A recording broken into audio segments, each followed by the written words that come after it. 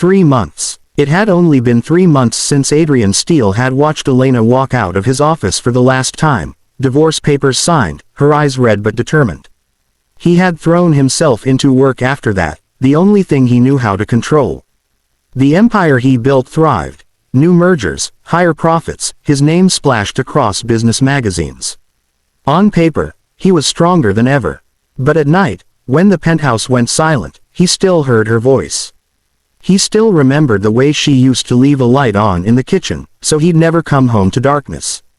The space she once filled now felt cavernous, cold, and he hated himself for missing her. He told himself he had moved on, until the night of the charity gala. The ballroom glittered with chandeliers and sequins, laughter echoing as cameras flashed. Adrian arrived late, as usual, commanding attention the moment he entered. Investors swarmed him, colleagues shook his hand, socialites whispered his name.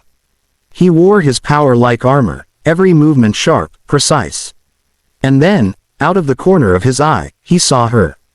Elena. For a heartbeat, the room disappeared. She was across the hall, speaking to a group of women, her soft gown catching the light as though it had been woven from moonlight.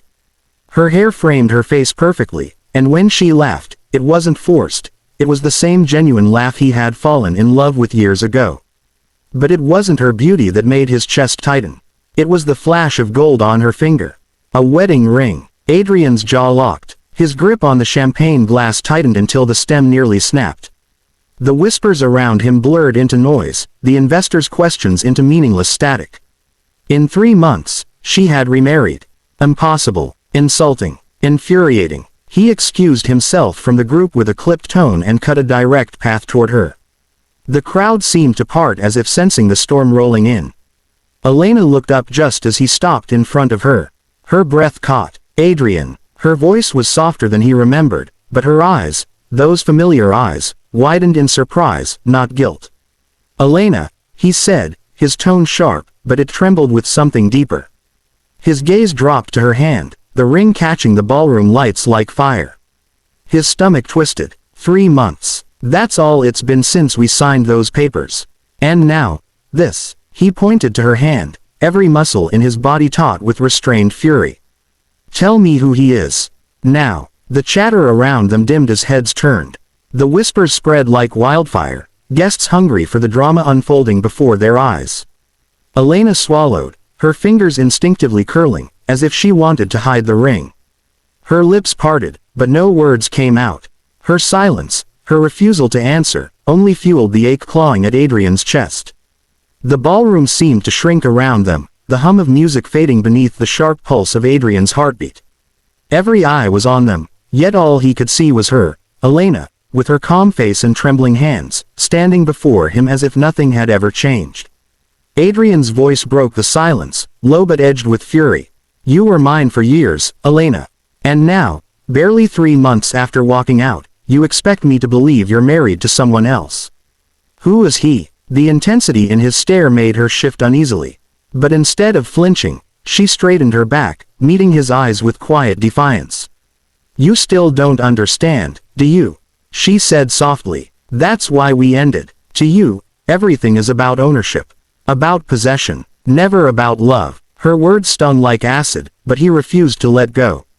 His voice rose just enough for those nearby to hear. Don't twist this, Elena. I deserve the truth. If you've moved on, if you gave yourself to someone else so quickly, I want to know who he is. Her eyes glistened with unshed tears, though her expression remained steady. She lifted her hand and looked at the ring, her thumb brushing lightly over the band. This ring, she whispered, isn't what you think. Adrian's chest tightened. His sharp retort died on his lips. He studied her, searching for cracks in her mask, for any sign that this was some elaborate lie meant to wound him. Then explain, he demanded, voice hoarse. Because from where I'm standing, it looks like you've already forgotten me. Elena inhaled shakily. For the first time that evening, her composure faltered. Her voice trembled as she spoke. I wear it because I can't forget. Because even though we signed those papers, even though you let me walk away, I never stopped being married in here. She pressed her hand against her chest, right above her heart. Adrian felt the ground shift beneath him. The control he always prided himself on was unraveling thread by thread. He stepped closer, his voice raw. "Elena, don't play games with me." She shook her head, a tear finally slipping down her cheek. "This isn't a game, Adrian. I couldn't bear to take it off. Not because of someone else, but because of you. Because despite everything, the fights, the silence, the way you chose your empire over us, I still love you." The words slammed into him harder than any corporate betrayal ever could. For a moment, the ruthless CEO was gone, replaced by a man stripped bare, a man who realized too late what he had lost. "Elena," his voice cracked, the weight of regret heavy in his throat. But she stepped back, cutting off whatever confession he was about to make. Her shoulders squared, and though her eyes were wet, her resolve was clear. "Don't say it now, Adrian. Not here. You had your chance. You let me go." She turned, walking away with grace despite the storm raging inside her. The crowd parted silently, watching as she disappeared into the shimmering light of the ballroom. Adrian stood frozen, the ring still burning in his mind. For the first time in his life, he wasn't thinking about strategies or control.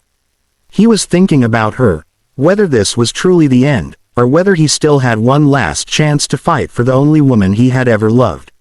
The man who ruled boardrooms without breaking a sweat suddenly felt powerless. And it terrified him.